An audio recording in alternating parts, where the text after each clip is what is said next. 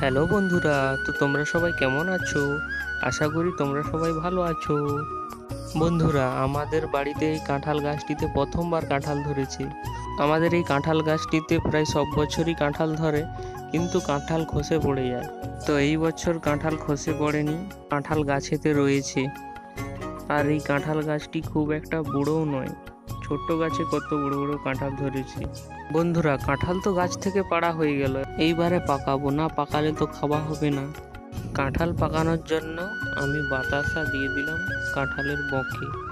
বাতাসাটা যাতে না জল হয়ে পড়ে যায় তার জন্য আমি কেরি গার্ডার দিয়ে বেঁধেছিলাম। 3 দিন পরে কাঁঠালটি পেকে গিয়েছিল। বন্ধুরা, তোমরা তো দেখেছো কার্বাইড দিয়ে কাঁঠাল পাকানো হয়, তারপরে নুন দিয়ে কাঁঠাল পাকানো হয়। তোমরা কোনোদিন কি দেখেছো যে বাতাসা দিয়ে কাঁঠাল পাকানো হয়? আমি প্রথমে বিশ্বাস করতে পারছিলাম না যে বাতাসা দিয়ে আবার কাঁঠাল পাকানো হয় নাকি। আমি আমার এই কৌতূহলী মন নিয়ে বিষয়টিকে যাচাই করার জন্য বাতাসা কাঁঠালের বকে দিয়েছিলাম। বাতাসা দিয়ে কাঁঠাল পাকানো হয়, এটা একদমই সত্যি। তো কাঁঠালটা আমি ভাঙিনি, আমার মা ভেঙেছিল। ওইখান থেকে আমি এক পিস নিয়ে খাচ্ছি। কিরকম লাগে? দারুণ লেগেছে।